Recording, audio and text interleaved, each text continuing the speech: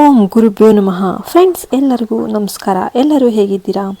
ಇಂದು ನಾವು ಕುಂಭರಾಶಿಯವರ ಕುರಿತು ತಿಳಿದುಕೊಳ್ಳೋಣ. ಶೀಘ್ರದಲ್ಲೇ ಇವರ ಜೀವನದಲ್ಲಿ ಅಚ್ಚರಿಯ ಬದಲಾವಣೆಗಳು ಸಂಭವಿಸಲಿವೆ. ನಿಮ್ಮ ಮನೆಯ ಸುತ್ತ ಒಂದು ದೈವಿಕ ಶಕ್ತಿ ಅಲೆದಾಡುತ್ತಿದ್ದು, ಆಕೆ ಯಾರು ಮತ್ತು ಏಕೆ ಅಲೆದಾಡುತ್ತಿದ್ದಾಳೆ ಎಂಬುದನ್ನು ತಿಳಿದರೆ ನೀವು ನಿಜವಾಗಿಯೂ ಆಶ್ಚರ್ಯಪಡ್ತೀರಾ. ಈ ವಿಡಿಯೋವನ್ನು ಸಂಪೂರ್ಣವಾಗಿ ನೋಡಿದರೆ ಆ ದೈವಿಕ ಶಕ್ತಿ ನಿಮ್ಮ ಮನೆಗೆ ಪ್ರವೇಶಿಸುವ ಕ್ಷಣ ಬಹಳ ಹತ್ತಿರದಲ್ಲಿದೆ ಎಂಬುದನ್ನು ತಿಳಿತೀರಾ. ಈಗಾಗಲೇ ಆ ಶಕ್ತಿ ನಿಮ್ಮ ಕಡೆಗೆ ಕರುಣೆ ಮತ್ತು ಕೃಪೆಯನ್ನು ತೋರಿಸೋದಕ್ಕೆ ಪ್ರಾರಂಭ ಮಾಡಿದೆ. ಆದರೆ ನಿಮ್ಮ ಮನೆಗೆ ಅವರು ಬರುವುದನ್ನು ತಡೆದು ನಿಲ್ಲಿಸ್ತಾ ಇರೋದು ನಿಮ್ಮ ಹಿಂದಿನ ಪಾಪಗಳು ಮತ್ತು ಹಳೆಯ ದೋಷಗಳ ಪ್ರಭಾವ. ಆ ದೈವಿಕ ಶಕ್ತಿ ನಿಮಗೆ ತಲುಪೋದಕ್ಕೆ ಕಾಯ್ತಾ ಇದ್ದು, ನಿಮ್ಮ ಜೀವನದಲ್ಲಿ ಇರುವ ಕಷ್ಟಗಳು ಮತ್ತು ನೋವುಗಳನ್ನು ತೆಗೆದುಹಾಕೋದಕ್ಕೆ ಸಿದ್ಧವಾಗಿದೆ. ಮುಂದಿನ 10 ದಿನಗಳಲ್ಲಿ ಆ ಶಕ್ತಿ ನಿಧಾನವಾಗಿ ನಿಮ್ಮ ಮನೆಗೆ ಪ್ರವೇಶ ಮಾಡ್ತಾ ಇದೆ. ಇದು ನಿಮ್ಮ ಜೀವನದ ಪ್ರತಿಯೊಂದು ಅಡೆತಡೆಗಳನ್ನು ದೂರ ಮಾಡಿ ನಿಮಗೆ ನಿಜವಾದ ಶಾಂತಿ ಮತ್ತು ಸುಖವನ್ನು ನೀಡಲಿದೆ. ಆದರೆ ನೀವು ಆ ಶಕ್ತಿಯನ್ನು ಗುರುತಿಸಿಲ್ಲ ಅಂತಂದರೆ ಬಂದಿದ್ದ ಸಂತೋಷ ಮೌನವಾಗಿ ಕಣ್ಮರೆಯಾಗಬಹುದು. ಆದ್ದರಿಂದ ಕುಂಭರಾಶಿಯವರು ಕೆಲವು ಮುನ್ನೆಚ್ಚರಿಕೆಗಳನ್ನು ತೆಗೆದುಕೊಳ್ಬೇಕು. ಮತ್ತು ಆ ದೈವಿಕ ಶಕ್ತಿಯು ನಿಮ್ಮ ಜೀವನದಲ್ಲಿ ಇರುವುದು ಹೇಗೆ ಗೊತ್ತಾಗುತ್ತೆ ಎಂಬುದನ್ನು ಈಗ ತಿಳಿಯೋಣ. ಮೊದಲು ಈ ವಿಡಿಯೋ ನಿಮಗೆ ಇಷ್ಟ ಆದರೆ ದಯವಿಟ್ಟು ಲೈಕ್ ಮಾಡಿ, ನಿಮ್ಮ ಫ್ರೆಂಡ್ಸ್ ಆ್ಯಂಡ್ ಫ್ಯಾಮಿಲಿ ಜೊತೆ ಶೇರ್ ಮಾಡಿ ಮತ್ತು ಈ ರಾಶಿಯವರಿಗೂ ತಲುಪೋವರೆಗೂ ಎಲ್ಲರಿಗೂ ಕೂಡ ಶೇರ್ ಮಾಡೋದನ್ನು ಮರಿಬೇಡಿ. ಶತಭಿಷ ನಕ್ಷತ್ರ ಮತ್ತು ಧನಿಷ್ಠ ನಕ್ಷತ್ರ, ಪೂರ್ವ ಭಾದ್ರಪದ ಮತ್ತು ಈ ನಕ್ಷತ್ರಗಳ ಈ ಪಾದಗಳನ್ನು ಕೂಡ ಇದು ಒಳಗೊಂಡಿದೆ. ಇದರ ಒಂದು ಅಧಿಪತಿ ಹೇಳೋದಾದರೆ ಇದರ ಅಧಿಪತಿ ಗ್ರಹ ಶನಿ ಗ್ರಹ.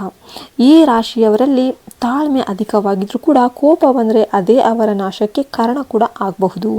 ಅವರು ಇತರರನ್ನು ಹೆಚ್ಚು ನಂಬ್ತಾರೆ, ಆದರೆ ತಮ್ಮ ಮೇಲೆ ನಂಬಿಕೆ ಕಡಿಮೆ ಇರುತ್ತೆ. ಇದೇ ಇವರ ಪ್ರಮುಖ ದುರ್ಬಲತೆ. ಜೀವನದಲ್ಲಿ ಅನೇಕ ಅಡೆತಡೆಗಳನ್ನು ಎದುರಿಸಿದರೂ ಕೂಡ ಅವರು ನಗುಮೊಗದಿಂದ ಮುಂದುವರಿತಾ ಹೋಗ್ತಾರೆ ಮತ್ತು ದೇವರ ಮೇಲಿನ ನಂಬಿಕೆಯಿಂದ ಹೊಸ ಅವಕಾಶಗಳನ್ನು ಪಡಿತಾರೆ. ಇವರು ದೇವರನ್ನು ಪ್ರತಿದಿನ ಪೂಜಿಸಿದರೆ ಅವರ ಜೀವನದಲ್ಲಿ ಅದ್ಭುತ ಬದಲಾವಣೆಗಳು ಸಂಭವಿಸುತ್ತೆ. ದೇವರನ್ನು ನಂಬುವುದು ಮತ್ತು ತಮ್ಮನ್ನೇ ನಂಬುವುದು ಇವರಿಗೆ ಅತ್ಯಂತ ಮುಖ್ಯವಾದ 2 ವಿಷಯಗಳು. ತಮ್ಮ ಮನಸ್ಸಿನಲ್ಲಿ ಅನುಮಾನ ಇಟ್ಕೊಂಡ್ರೆ ಕೆಲಸಗಳು ಅಸಾಧ್ಯವಾಗುತ್ತೆ.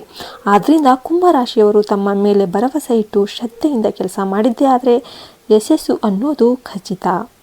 ಇನ್ನು ಮುಂದೆ ಹೆಚ್ಚು ನಂಬಿಕೆಯುಳ್ಳವರಿಂದ ನೀವು ದೂರ ಇರಬೇಕು, ಏಕೆಂದರೆ ಕೆಲವರು ನಿಮ್ಮ ನಂಬಿಕೆಯನ್ನು ದುರುಪಯೋಗ ಮಾಡಿಕೊಳ್ತಾ ಇದ್ದಾರೆ.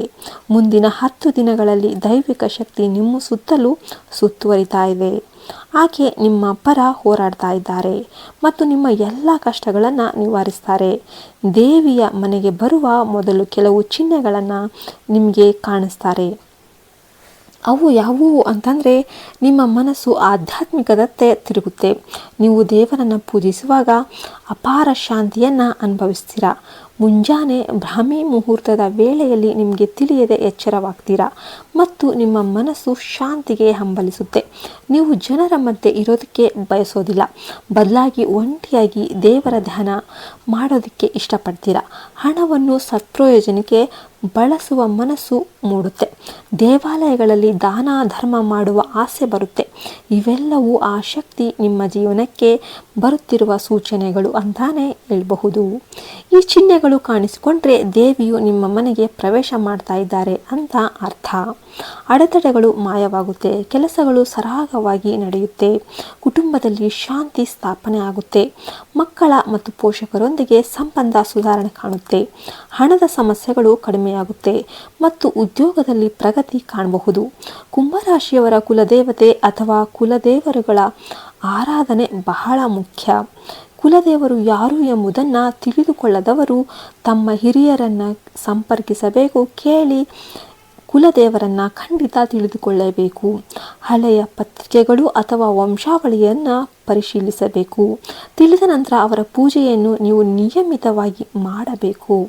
ಮನೆ ದೇವರು ಅಂದರೆ ನಮ್ಮ ಸ್ವಂತ ನೆರಳಿನ ತರಹ. ಯಾವಾಗಲೂ ಮನೆ ದೇವರನ್ನು ಕುಲದೇವರನ್ನು ಬಿಡಲೇಬಾರದು. ದೀಪ ಬೆಳಗಿಸಿ ಧೂಪ ಹಚ್ಚಿ ನಮಸ್ಕಾರ ಮಾಡಬೇಕು. ಕುಲದೇವತೆಯ ಹಬ್ಬಗಳು ಅಥವಾ ವಿಶೇಷ ದಿನಗಳಲ್ಲಿ ಭಕ್ತಿಯಿಂದ ಪೂಜೆ ಮಾಡಿದ್ದೇ ಆದರೆ ದೇವರ ಅನುಗ್ರಹ ಹೆಚ್ಚಾಗುತ್ತೆ. ಪೂಜಾ ಸ್ಥಳವನ್ನು ಸದಾ ಸ್ವಚ್ಛವಾಗಿಡಬೇಕು ಮತ್ತು ಭಯಭಕ್ತಿಯಿಂದ ಪೂಜೆಯನ್ನು ಮಾಡಬೇಕು. ದೇವಾಲಯಕ್ಕೆ ಭೇಟಿ ನೀಡಿ ದೇಣಿಗೆ ನೀಡುವುದು ಶುಭ. ಆದರೆ ಕೆಲವು ತಪ್ಪುಗಳನ್ನು ತಪ್ಪಿಸಬೇಕು. ಕುಲದೇವತೆಯ ಪೂಜೆಯನ್ನು ನಿರ್ಲಕ್ಷ್ಯ ಮಾಡೋದು, ಅಶುದ್ಧ ಸ್ಥಳದಲ್ಲಿ ಪೂಜೆ ಮಾಡೋದು, ದೇವರ ಬಗ್ಗೆ ಗೌರವವಿಲ್ಲದ ರೀತಿಯಲ್ಲಿ ಮಾತನಾಡೋದು, ಪೂಜಾ ದಿನಗಳಲ್ಲಿ ಮಾಂಸ ಅಥವಾ ಮದ್ಯ ಸೇವಿಸೋದು ಇವು ದೇವರನ್ನು ಕೋಪಗೊಳಿಸುತ್ತೆ. ಮನೆಯಲ್ಲಿ ಸುಳ್ಳು, ಮೋಸ ಮತ್ತು ಜಗಳ ಇದ್ದರೆ ದೇವರು ಆ ಮನೆಯಲ್ಲಿ ವಾಸ ಮಾಡೋದೇ ಇಲ್ಲ. ಶಾಂತಿ ಮತ್ತು ಏಕತೆ ಇರಬೇಕು. ದೈವಿಕ ಕಾರ್ಯಗಳನ್ನು ನಿರ್ಲಕ್ಷ್ಯ ಮಾಡಬಾರ್ದು. ಬಡವರಿಗೆ ಸಹಾಯ ಮಾಡಿರಿ. ಈ ನಿಯಮಗಳನ್ನು ಪಾಲಿಸಿದ್ದೇ ಆದರೆ ಕುಲದೇವತೆ ಕೃಪೆಯಿಂದ ನಿಮ್ಮ ಜೀವನದಲ್ಲಿ ಆರ್ಥಿಕ ಮತ್ತು ಆಧ್ಯಾತ್ಮಿಕ ಸಮೃದ್ಧಿ ಬರುತ್ತೆ. ಕುಲದೇವತೆ ಕೇವಲ ದೇವತೆ ಮಾತ್ರ ಅಲ್ಲ, ಅದು ಕುಟುಂಬದ ರಕ್ಷಣಾ ಶಕ್ತಿ. ಅವರ ಆಶೀರ್ವಾದದಿಂದ ನಿಮ್ಮ ಜೀವನದಲ್ಲಿ ಸುಖ, ಶಾಂತಿ ಮತ್ತು ಯಶಸ್ಸು ಅನ್ನೋದು ಸ್ಥಿರವಾಗಿ ನಿಲ್ಲುತ್ತೆ. ಇದೀಗ ಕುಂಭರಾಶಿಯವರಿಗೆ ಈ ಇಬ್ಬರು ವ್ಯಕ್ತಿಗಳು ನಿಮ್ಮ ಜೀವನಕ್ಕೆ ಮರಳಿ ಬರಲು ಪ್ರಯತ್ನ ಮಾಡ್ತಾ ಇದ್ದಾರೆ. ಒಬ್ಬರು ನಿಮ್ಮನ್ನು ಹಿಂದಿನಿಂದ ಕೆಡವಲು ಪ್ರಯತ್ನಿಸಿದವರು ಮತ್ತು ಒಬ್ಬರು ನಿಮ್ಮ ಸಂಬಂಧಿಕರು. ಅವರು ಕ್ಷಮೆ ಕೇಳಿ ಕೈ ಜೋಡಿಸ್ತಾರೆ, ಆದರೆ ಅವರಿಗೆ ಮತ್ತೆ ಅವಕಾಶ ನೀವು ನೀಡಬಾರ್ದು. ಅವರಿಂದ ದೂರ ಇರಬೇಕು. ಅಷ್ಟೇ ಅಲ್ಲದೆ ನಿಮ್ಮ ರಕ್ಷಣೆಗೆ ಸಹಾಯಕವಾಗಿರಬೇಕು. ನಿಷ್ಠೆಯಿಂದ ಕೆಲಸ ಮಾಡಿದರೆ ಗ್ರಹಗಳು ಸಹಾಯ ಮಾಡುತ್ತೆ, ದೇವರು ಅನುಗ್ರಹಿಸ್ತಾರೆ. ಶ್ರದ್ಧೆ ಮತ್ತು ಪರಿಶ್ರಮದಿಂದ ಕೆಲಸ ಮಾಡಿದ್ದೆ ಆದರೆ ಎಲ್ಲವೂ ಸುಲಭವಾಗಿ ನಡೆಯುತ್ತೆ. ಕೆಲವರು ಹಣಕ್ಕಾಗಿ ನಿಮ್ಮೊಂದಿಗೆ ಇದ್ದು ಹಣ ಇಲ್ಲದಾಗ ದೂರ ಆಗ್ತಾರೆ. ಅವರು ಮರಳಿ ಬಂದಾಗ ಅವರನ್ನು ನೀವು ದೂರ ಇಡಬೇಕು. ಒಂದು ಸಲ ಅವರ ಗುಣವನ್ನು ತಿಳಿದ ಮೇಲೆ ಮತ್ತೆ ಅವರಿಗೆ ಅವಕಾಶ ಕೊಡೋದಕ್ಕೆ ಹೋಗಲೇಬೇಡಿ. ಅಂತಹ ಜನರು ನಿಮ್ಮ ಪ್ರಗತಿಗೆ ಅಡ್ಡಿಯನ್ನು ಉಂಟು ಮಾಡ್ತಾರೆ. ಆದ್ದರಿಂದ ನಿಮ್ಮ ಮನಸ್ಸು ಯಾವಾಗಲೂ ಶುದ್ಧವಾಗಿಡಿ. ದೇವರ ನಂಬಿಕೆ ಬಲಪಡಿಸಿ, ನಿಮ್ಮನ್ನೇ ನಂಬಿ ಮತ್ತು ಶ್ರದ್ಧೆಯಿಂದ ಕೆಲಸ ಮಾಡಿ. ಹೀಗೆ ಮಾಡಿದರೆ ಕುಂಭರಾಶಿಯವರ ಜೀವಮಾನದಲ್ಲಿ ಹೊಸ ಬೆಳಕು ಮೂಡುತ್ತೆ.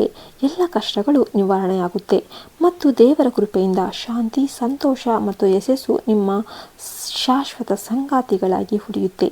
ಈ ವಿಡಿಯೋವನ್ನು ಎಲ್ಲರಿಗೂ ಶೇರ್ ಮಾಡಿ. ಈ ವಿಡಿಯೋ ನಿಮಗೆ ಇಷ್ಟ ಆಯಿತು ಅಂತ ನಾನು ಭಾವಿಸ್ತೇನೆ. ಇಷ್ಟ ಆದರೆ ಲೈಕ್ ಕೊಡೋದನ್ನು ಮರಿಬೇಡಿ. ಮತ್ತೆ ಇಂತಹ ವಿಡಿಯೋದೊಂದಿಗೆ ಭೇಟಿಯಾಗೋಣ. ನಿಮ್ಮದು ಕುಂಭ ರಾಶಿಯಲ್ಲಿ ಯಾವ ನಕ್ಷತ್ರ ಅಂತ ಕಮೆಂಟ್ ಮಾಡೋದನ್ನು ಮರಿಬೇಡಿ. ನಿಮ್ಮ ಕುಲದೇವತೆಯ ಹೆಸರನ್ನು ಕಮೆಂಟ್ ಮಾಡಿ. ಜೈ ಹಿಂದ್, ಜೈ ಭಾರತ್ ಮಾತೆ. ಹರಿ ಓಂ ತತ್ಸತ್.